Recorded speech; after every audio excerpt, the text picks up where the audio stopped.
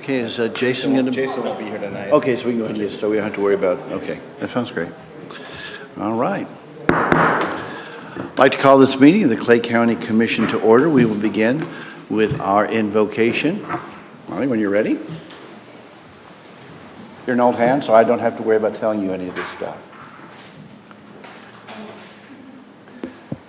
So I'm Bonnie Nielsen, and I'm here representing the Church of Jesus Christ of Latter-day Saints. I'm thankful for the opportunity to be with you tonight.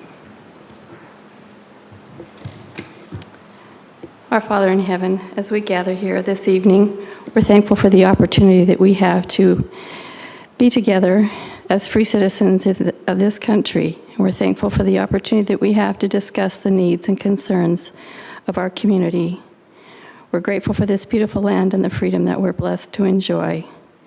We pray that thy Spirit will be upon all who are in attendance this evening and those who participate, that there will be a spirit of openness and compassion for one another, that there will be wisdom in the decisions that are made, and that we will be able to feel a spirit of brotherly love and kindness in our discussion, in the things that are discussed this night, and the decisions that are made. We pray for thy blessing upon our leaders and those who are willing to serve. We pray that thou wilt bless them with wisdom and inspiration in the decisions that they make. We're so thankful for all that we enjoy in our lives, grateful for the example of thy Son, and pray that we might follow him in all that we do. And we love thee and say these things in the name of Jesus Christ. Amen. Please join me in the pledge. I pledge allegiance to the flag of the United States of America and to the republic for which it stands, one nation, under God, indivisible, with liberty and justice for all. Thank you.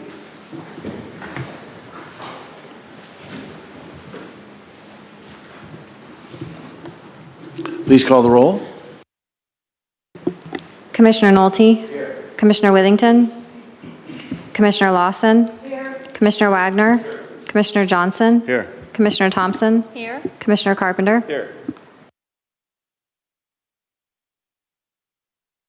Next is approval of our agenda. Is there a motion for the approval of this evening's agenda? Commissioner Johnson, I'm sorry, let me get, there we go, now you're on. Move to approve tonight's agenda. Motion been made for the approval of this evening's agenda. Is there any discussion? Seeing none, you are recognized to close. I close. Please call the roll. Commissioner Johnson? Yes. Commissioner Lawson? Yes. Commissioner Wagner? Commissioner Thompson? Yes. Commissioner Carpenter? Yes. Motion passes 5-0. Next on our agenda are public comments. Are there any persons here wishing to comment on any issues to the commission? Express any opinions? Seeing none. That moves us to our consent agenda. Administrator? The consent agenda allows the commission to act upon items considered to be routine and approved in one motion. These may include items that have been reviewed by the commission in a prior session. There will be no separate discussion unless a commissioner requests that an item be removed from the consent agenda and considered separately. Tonight on the consent agenda, we have Resolution 2024-254, approving endpoints payments for Clay County from September 3rd through September 6th. There are 496 invoices totaling $1,205,705.19. 2024 Ordinance 29, which is to reappropriate and revise the adopted budget in the current year in the amount of $1,357 for reimbursement by the Missouri Division of Tourism. Resolution 2024-256 is approving the distribution of the 2023 flood control lease funds. Resolution 2024-257, approving an agreement for easements of public water mains and temporary construction easement for the city of Moberly. Resolution 2024-258 is approving capital project encumbrance request for a low-profile gooseneck flatbed trailer for the Parks Department. And Resolution 2024-259 is approving the 2025 insurance coverage agreements with Blue Cross Blue Shield of Kansas City, Delta Dental, and Standard Life Insurance. Thank you. Is there a motion related to this evening's consent agenda? Commissioner Johnson. Move to approve tonight's consent agenda. Motion has been made for the approval of this evening's consent agenda. Is there any discussion? Seeing none, you are recognized to close. I close. Please call the roll. Commissioner Johnson? Yes. Commissioner Lawson? Yes. Commissioner Wagner? Commissioner Thompson? Yes. Commissioner Carpenter? Yes. Motion passes 5-0. Thank you. Next is our regular agenda. There is one item on this evening's regular agenda. That would be 2024-255. Administrator? Resolution 2024-255 is approving invoice payments for the Clay County Prosecutor's Office for the period of September 3rd through September 6th. There are 6 invoices for a total of $1,162.65. Commissioner Johnson. Move to approve 2024-255. Motion has been made for the approval of 2024-255. Is there any discussion? Seeing none, you are recognized to close. I close. Please call the roll. Commissioner Johnson? Yes. Commissioner Lawson? Yes. Commissioner Wagner? Commissioner Thompson? I recuse myself. Commissioner Carpenter? Yes. Motion passes 4 in favor, 1 recusal. Next item are discussion items. There is one item under discussion, technical specifications update, roads and bridges. Administrator? Yes, I'd like to introduce Highway Administrator Terry Griffin, who will give you a brief introduction and introduce our consultant that has been working on this project. Good evening, Terry Griffin, Road and Bridge Administrator. Providing clear guidelines for development throughout the county is an important thing to residents and therefore to the commission and to the developers that are in the county. The comprehensive plan that has been approved for updating reflects the importance of this to our residents in the county, and that's expected to help the county for many years to come. But an equally important leg of development in the county is how the infrastructure is constructed, and it needs to be constructed in such ways that will provide long-term benefits to the county. So this evening we're talking about the development manual updates that have been done over the last year, and after the presentation we'll be asking the Commission for some concurrence on the new standards that are being presented. We'll be glad to answer any questions, of course, and then if you concur that the standards are appropriate, we will be coming back for formal approval next week, and then the standards will take effect for all new development beginning on October 1. The current standards for county development are based on a 25-year-old manual that badly needs updating to reflect modern materials and methods. The proposed update to the development manuals has been shaped by focus areas in the strategic plan. New infrastructure should be reliable, accessible, and it should be user-friendly. It should meet the needs of both current residents and businesses as well as for those in the future. Our infrastructure construction should facilitate efficient resource management for developers and contractors while still protecting local waterways and natural resources from pollution. The methods and materials used should allow the county to maintain the infrastructure effectively for years to come. Meeting these construction goals will enhance the safety and well-being of residents and businesses through the development of sustainably designed modern facilities. This will contribute to creating safe and secure communities for today and for tomorrow. With these objectives in mind, Planning and Zoning and Road and Bridge have collaborated with Petricor, one of the county's qualified consulting firms. Darren Sanders is the project manager for this, and he's here this evening to provide an overview of the updates that are included in the new specifications. And with that, I'll turn it over to Darren. Good evening. As Ms. Griffin said, my name is Darren Sanders. I am Senior Project Manager and a Principal at Petricor Engineering and Design. And I was here in January to give you a brief update on where we were at. And here tonight, we're here to discuss the final submission of the information. So just briefly to bring you up to date on what the current county standards are. They were prepared in November of 1999 and then adopted in December of 99 through Ordinance 99 ORD 52. And there has been no updates in the last 25 years. And a lot of things have changed. The current manuals, there are two separate parts of the manual that's been combined together to where you end up having construction and design requirements combined, and they're difficult to find the information. And currently, there's no regulations for erosion control that's been adopted by the county. In development work that's been going on, they've been utilizing APWA information. So when we started this project, we discussed with Road and Bridge Department, what they wanted everything to be based off of. So we looked at APWA Kansas City, state regulations, federal regulations, and what's being used within communities within Clay County. We also had a stakeholders meeting between Road and Bridge, Planning and Zoning, as well as industry experts that's currently doing work inside the county as well as other parts of the Kansas City metro area in both the engineering and the construction fields. And we decided to place it into 4 separate manuals: the project procedure manual, the design criteria manual, the technical specifications, and we determined we needed to develop an erosion control manual. And we'll talk about each one of those here in just a little bit.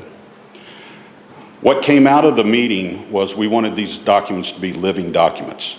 So instead of citing specific manual requirements, such as saying the 2024 Missouri Department of Transportation regulations, we would start using language as current MoDOT regulations, current APWA regulations. That way, when these are updated, your specifications are automatically updated with that information as well. Now, with this, those updates can be reviewed and addendums added to your specifications if there's something in there that doesn't seem to work well with the county. So it's easily done to where you don't really have to go through and do a full update on these.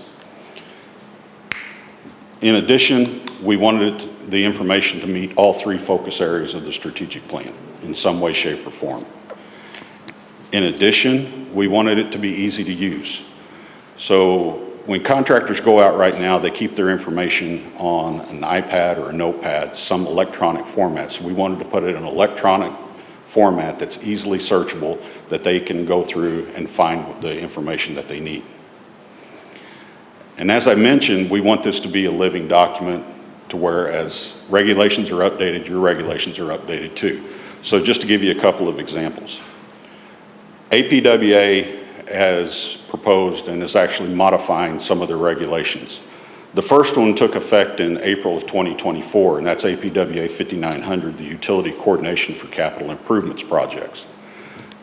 It's just the coordination between the contractor and the utility companies, what needs to be done, as well as the design individuals.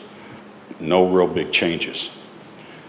Stormwater Engineering Standards, or APW 5600, is in the process of being updated. We found out about this a couple of weeks ago, and we tried to do some research on it. And basically what it looks like that's happening is they are in draft format now, with the first draft that's supposed to come out in September of this year, this month actually. And then the final draft will be done in February of 25. Once the drafts are done, reviewed, it will be presented to APWA for implementation, but nothing has been changed as of this date. So let's talk about the 4 manuals very quickly. The first one is the project procedure manual. Most of this information you have in your current specifications, but what we did was we broke it down into 3 parts: the project plan submittal, the general plan requirements, and the project plan preparations. So basically what it is in the project plan submittal, it gives information about the submittal process as well as the review process that is currently going on. The general plan requirements details the general notes that's required, as well as the approval signature blocks that goes on the plans. As well as the project plan preparations, the sheets that are required, the scales, and this document sets out the minimum requirements. That's all it does. It doesn't tell you that you have to have 14 stop signs on your sheet of plans or anything. There's other documents that state where stop signs and information like that is to go. Design criteria manual. This is the one where we started getting into some major changes. Throughout the design criteria manual, the technical specifications, and the erosion control manual, we established a variance process. Now, variances are issued based upon the request of the designer or the contractor.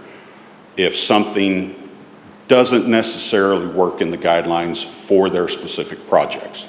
And there's lots of different things that this has happened. And variances are issued throughout the state on state projects, whether it's a certain design frequency or a roadway width or any of that nature. Roadway sections, we have changed what the standard is for the county. In 1999, when the specifications were written, the general consensus for roadway design was you grade it out, you make sure that the ground is solid, and you test it by taking a 25-ton tandem axle truck. You drive it up one side, you drive it back down the other side, and if there is a divot that is left by the tires of 1 inch or greater, the subgrade failed. And so you have to go back and fix the subgrade, do another proof roll test, and then you place the asphalt on top of the dirt. One of the things that came out of the stakeholders meeting with the engineers and contractors was, if you want your roads to last longer, you need to develop a different roadway section. One of the ways that we're doing this is we are doing a subgrade stabilization. Basically, cement and water is injected into the ground 8 inches deep, tilled up, it's graded, it's compacted, it's tested then through both nuclear density testing as well as they can have a proof roll done. Then, if it passes, 6 to 8 inches of gravel is placed down, it's compacted, it's tested again, and then you can put your concrete curb and your asphalt down. One of the contractors that we met with, one of them stated a road in the city of Liberty that part of it was done the old standards and part was done the new standards, and he said you will be able to see a complete difference in it. And we looked at it and he was correct. It was holding up longer. Another major change that we're recommending is the types of storm drainage pipes allowed. Within the current specifications, either a corrugated metal or a concrete pipe is all that is allowed. Over the last 25 years, HDPE or high definition polyethylene pipe is being used industry-wide. Now there's different ideas on the use of this pipe, and if you ask 13 different people, you get 13 different answers. And it doesn't matter if it's the state of Missouri with MoDOT or TxDOT or KDOT or any of those, you're going to get a different idea. So there's not really a general industry standard as far as where they can be used. So what we have made the recommendation is anywhere outside of the roadway pavement, the HDPE pipes can be used. So if you have a storm sewer, as long as the storm sewer pipe runs behind the pavement, a plastic pipe can be used. Plastic pipe can be used in a driveway culvert as well, since it's a private driveway. Anything under county operated pavement will be required to use either a corrugated metal or a concrete pipe. As we also established some requirements for utility depths that cross underneath county roadways. Currently, they were just told to put at least a foot or two below the ditch. We have established some depth requirements to the top of the pipe for both curbed gutter sections as well as uncurbed and guttered sections. And they are in inside the design criteria manual. Now, a couple of things we have removed. Inside of the current specifications in 1999, it was thought that by this time, the county would have a public works department that took care of water lines and sewer lines throughout the county. As we all know, that has never happened. The water within the county is regulated by different public water supply districts that each have their own standards for design and construction. Therefore, we thought that it was not needed to have these same regulations that could conflict with whatever the public water supply district is. So we removed those and replaced it with a statement that says whatever the current water supply district where the project is located, that's the standards that they should apply, because the water district is the one who's ultimately going to review the plans anyway. By the same token, the Clay County Public Health Department is the one who handles all the sanitary sewers. There's no public sanitary sewer system within the collection system within the county, and the county doesn't have any public works department to handle the design and review and construction of it. So therefore, under the same thing, we replaced the statements inside the design criteria manual with utilize Clay County public health requirements. These changes meet the infrastructure and safety and well-being focus areas within the strategic plan. So we'll go to the technical specifications manual. The technical specifications manual is the construction documents, construction guidelines. Again, we utilized APWA requirements and made modifications where we needed to. We established the variance procedure, as I mentioned, as well as something new.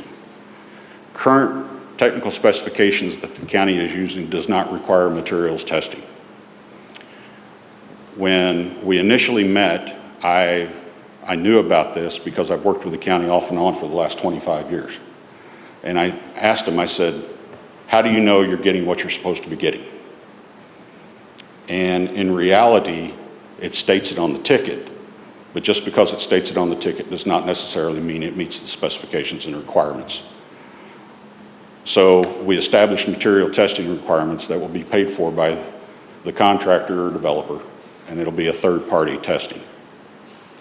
These requirements for roadway-based compaction, gravel-based compaction, concrete testing, and asphalt testing, they're all similar to what is utilized within the city of Kansas City. When we reviewed all the most of the area requirements, we found that Kansas City had we felt like a good third-party testing regulations, and so we utilized that. These changes within the document, we feel meet all three of the strategic focus areas. So the new manual, the erosion and sediment control manual. Planning and zoning currently has guidelines for erosion and sediment control for areas of 1 acre or less of disturbance. So if you go and build a new house within the county on less than an acre of land that you're going to be disturbing, you will have to follow those regulations. But in reality, there was nothing required as far as greater than 1 acre. State of Missouri had requirements to get a land disturbance permit that you have to have a stormwater pollution prevention plan, or SW3P. And within that, you have to have temporary measures to try to prevent soil from running off and polluting other neighboring properties. So again, established a variance procedure, and we established design and construction guidelines for both temporary and permanent controls. Now, your temporary controls are going to be something like silt fences that you see at a construction site, or straw bale ditch checks.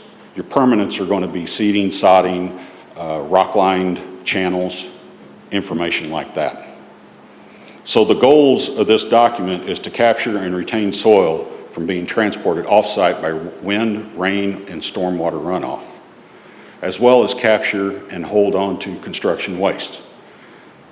And we want to prevent those from entering any of the drainage systems or creeks or channels to pollute them. Now, these would be considered like concrete washout. We don't want them to just go out to the roadside ditch and just wash their trucks out. We want a way to capture it, hold it, recycle it, and the contractor has to take care of it. In addition, if you drive down a road where development is going on you don't want to see dirt clods and dirt on the roadways.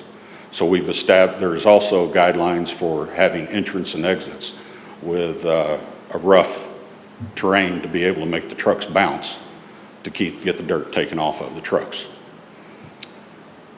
These changes, we feel, meet safety and well-being focus areas. Now, I've just given you a brief synopsis of all four, and there's a lot more information than that within the four manuals. And we recommend that these be utilized, because we feel like over the last 25 years, there's been a lot of changes to the industry.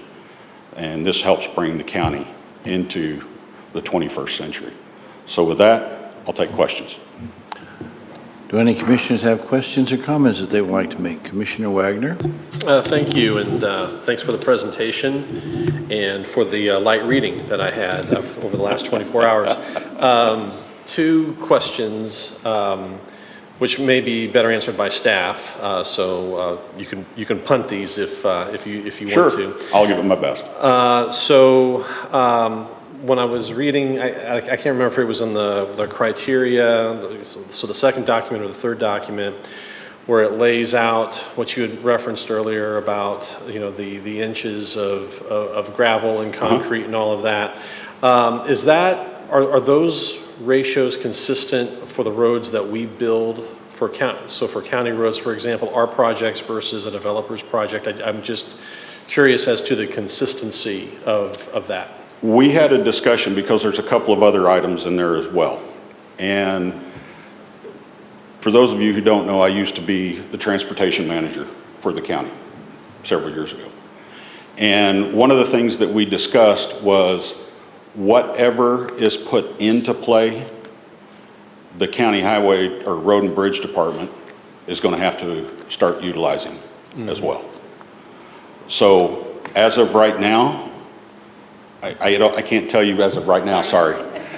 But I can tell you what used to be done, no. Okay. That was not done this way. This is all new. Gotcha. Totally. So Terry, what are you doing now? Well, I just want to add that typically the county does not develop new roads. We maintain the roads that exist. We may overlay the roads that exist, but the county does not develop new roads. So yes, if we develop new roads, the standards would apply to the county as well, but it's at the way the county operates at present, it's unlikely that we will be developing new roads. But even on a replacement or a any maintenance that we do to any roads that fall under us, again, I'm just trying to get to, we're asking someone who's building something to be at one level, and to the extent that we are equal to that level is just what I'm trying to understand. I would say that we will do the best that we can, but if you want us to tear out all the roads and put new bases under every single one of them, it's going to take a really long time. Well, you're going to leave before all that happens, so I I'm am, not going to that's lay it on true, you. so, you know. But, Yeah, I would say that we will do our best to follow those standards if we have to completely redo a road, absolutely. Gotcha. Okay, no, that's fine, and I Okay. don't want you to tear out anything. Well, one of the things I'd like to add, for like your current asphalt roads, what you're going to do if you overlay them or replace them, you're probably just going to do a mill. Right. If you were to tear the asphalt completely out and widen it out to a 4-lane road, then yes, this would have to be done in this type of fashion. Right. Well, and as we've talked about here, I mean, not every county road, well, there's a lot of county roads that are not only not concrete, but they're not asphalt. We understand that. But I'm just trying to make sure that that we have consistency between what we ask folks to do and what we are prepared to do ourselves when it is necessary. So, so that's really where I'm going. Well, and I think I should also point out that these documents would not only be used for development, but future projects for the county as well. So like if the county does a small bridges or state classified bridges or anything larger than 20 feet, anything less than that has to be, it's not under state control, so the county has to do it. So the requirements for whatever frequency storm that we're utilizing in here would have to be followed as well. Gotcha.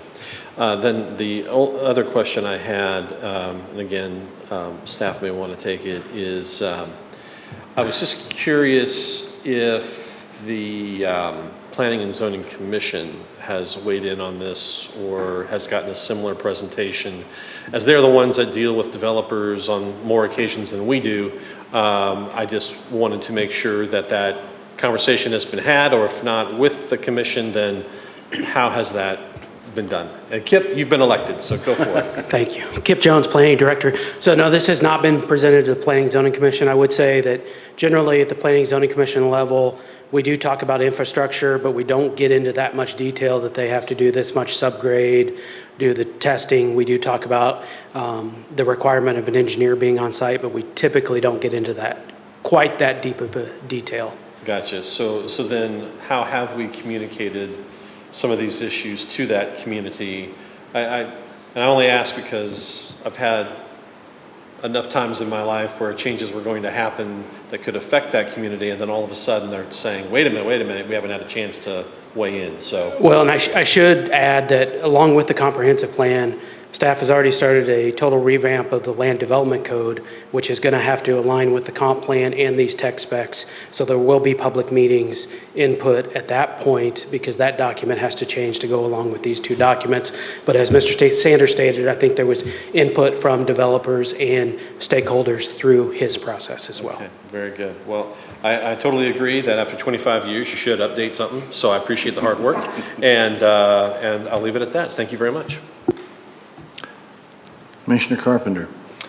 Yeah, I appreciate y'all's hard work on this. On the new variance procedures, you mentioned, sometimes the specifics of a project may not, fully align with the manual. How does it compare to what we've been doing these past 25 years when that has been the case?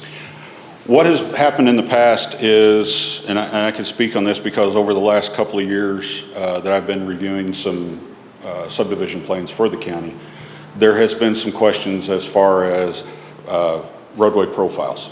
If you have a small curve in there, the current county regulations stated one thing, but then they said, well, we'll also follow a different regulation as well. So then, and that has to do with the AASHTO Green Book, the separate documents. And so what we did was, before, the engineer had set it up on his plans. I marked it up and said, no, this does not meet county requirements. He came back and said, well, it meets AASHTO. And I said, well, you're going to have to get a variance from the county to be acceptable on that. So he would email Road and Bridge and make the request. Then Road and Bridge has contacted me and said, hey, what do you think? And I give them my opinion, and strictly my opinion, and I base it on what the facts are and what the criteria manuals and everything state. And then what they make the final decision and email them back either yes or no. We've had a couple of instances where one they've said yes to, and the other ones they have said no to. And within the documents for the variance process, I think there are 4 items that have to be, the variance request has to meet. And that's substantially complies with the intent of the standards. The granting of the variance will not adversely affect the rights of adjacent landowners. The granting of the variance will not result in substantial public expense, create nuisances, cause fraud on or cause harm to the public, or conflict with existing local, federal, and state laws, rules, or regulations. And the variance will not adversely affect public health, safety, morals, order, convenience, property, or general. So, with regards to that, if they can look at the variance and review it and say this request meets the different criteria, then they will submit the engineer will submit an email, they'll review it, they will submit the email back that says whether it's approved or denied, and then that information all goes into the file to show later on down, 20 years down the line that there was a variance that was granted for that. Yeah, I got you. No, it sounds smart to do that. So the new standards that would have to be met for the variance, the actual final approval process, will that be the same in terms of the request gets made and ultimately Highway Department decides? It will ultimately, if it has to do with roadway or stormwater, it will be approved by Road and Bridge. If it has to do with anything via the erosion control, it will be approved by Planning and Zoning. Got it. I called it Highway Department. I know. I forgot about the rebrand. I apologize, but Rural Road and Bridge. That's very good. Very good. Thank you. I appreciate it. Thank you. Commissioner Lawson. Okay, just a couple questions. Well, first of all, a statement. we've needed this so badly. And having good guidelines and upgraded guidelines is fantastic because 3/4 of the calls I get have to do with roads. So, you know, it just one of those things. So with these standards that we're now going to have, it plays in conjunction closely with our comprehensive plan, correct? Okay. So if we're held to a standard on a chip and seal road or a blacktop road, then when contractors come in to put in a subdivision, why wouldn't they absolutely positively be held to the same standard? Because in a couple of years, those are going to be our roads. So wouldn't we have to make it be that way, that they would have to meet our standards?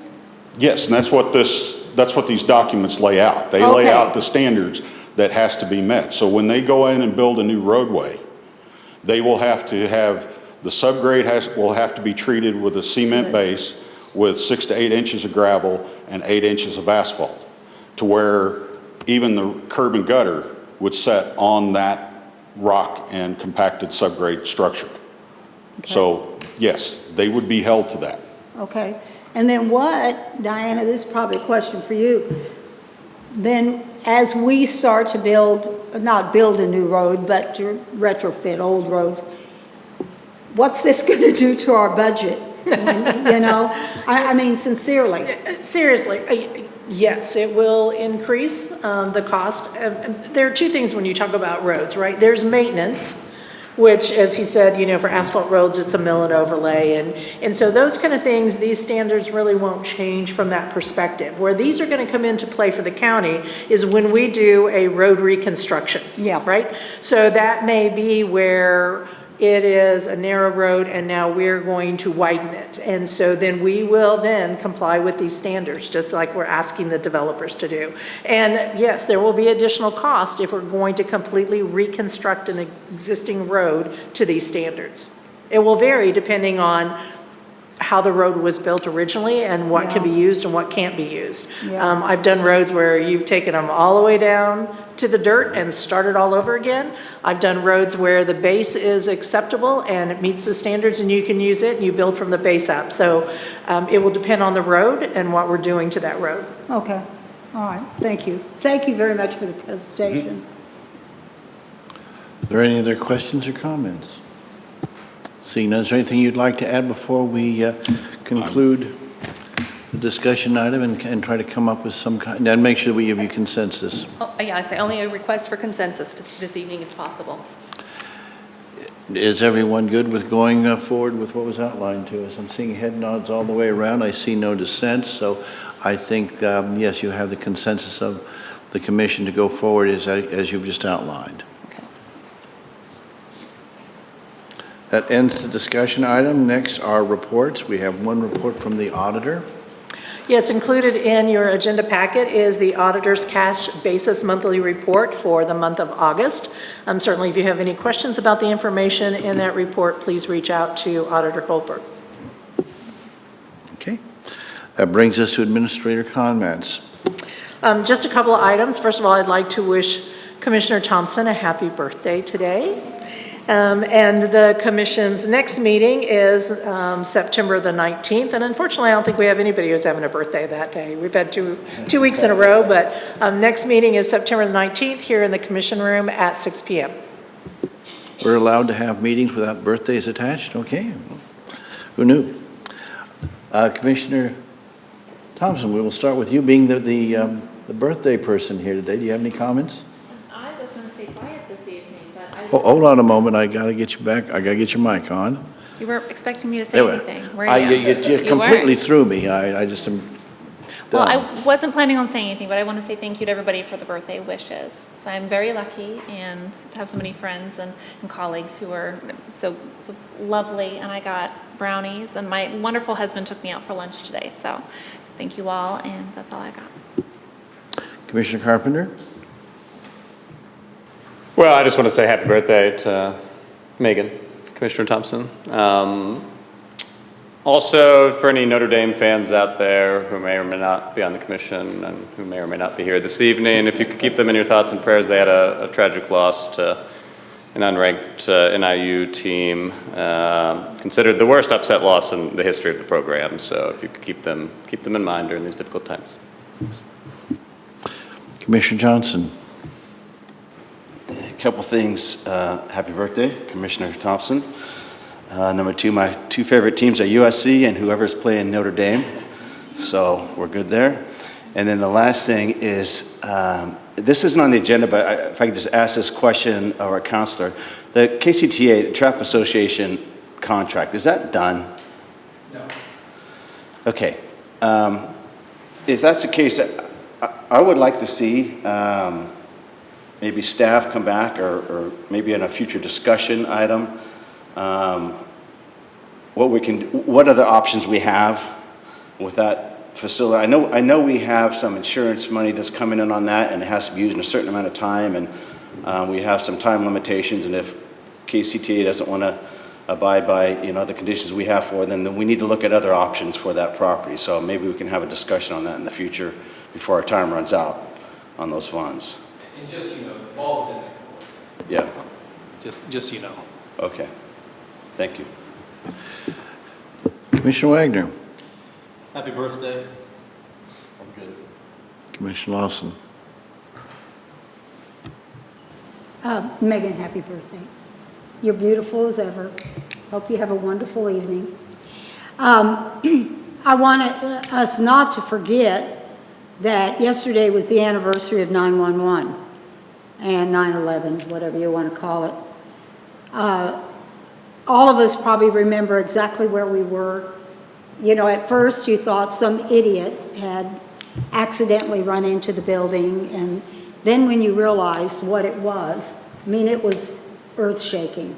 Well, I'll never forget it, and I hope none of us ever forget it, and we remember all those who lost their lives, both innocent bystanders and then all of our first responders who went in there just hell-bent for election, not thinking about themselves, and lost their lives. So we want to remember all of that.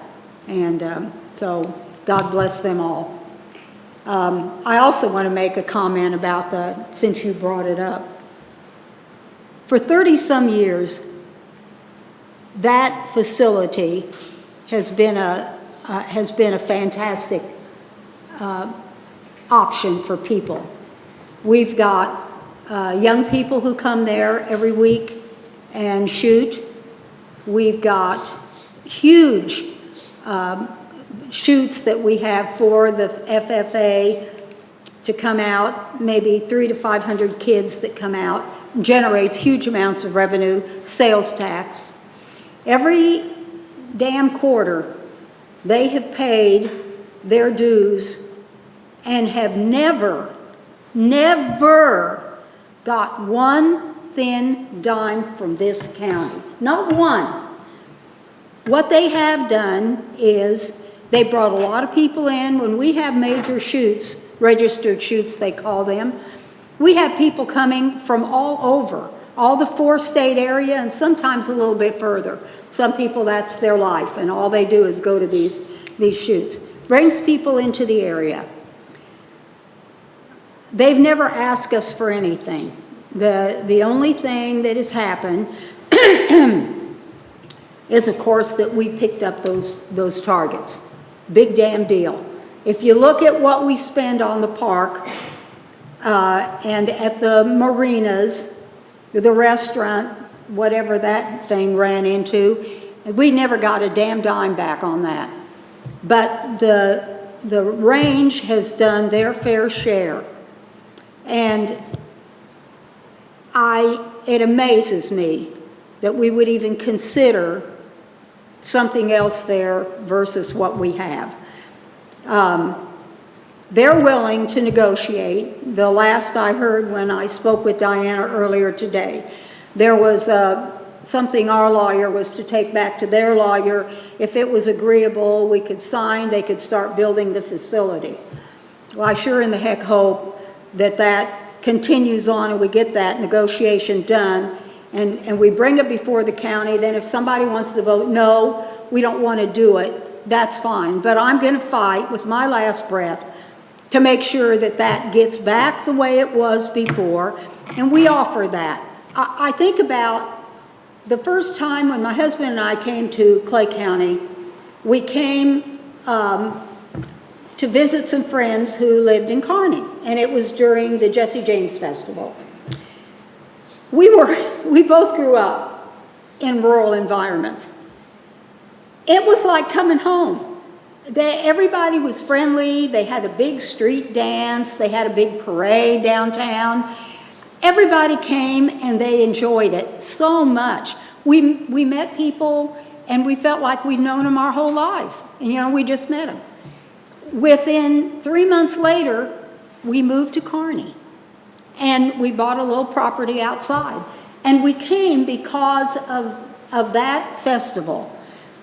I would hope that people coming to the lake, whether they're coming to fish or whatever they're coming to, and they see Smithville, they drive through Kearney, that they see what a wonderful community Clay County is, and they come move to Clay County. I feel that that is a facility that offers so much and has asked so damn little that I sincerely hope that this body will support me in supporting them and bringing that facility back to life and offering that option to those individuals whose hobby that is. So that's all I have to say. Have a great evening. I'd like to add my happy birthday greetings to our commissioner. A couple of things have been happening this week. One of them was, as Commissioner Lawson pointed out, the 9/11 commemoration. I had the honor of representing the county at the ceremonies that we had over by Liberty City Hall. It was an interesting coincidence that as we were winding down our ceremonies, that the firefighters and the other emergency responders who were there on the scene to add their certainly their presence to our proceedings were called away for an emergency call. It just underscores the fact that these folks are in a position where they are always on duty, they are always responding.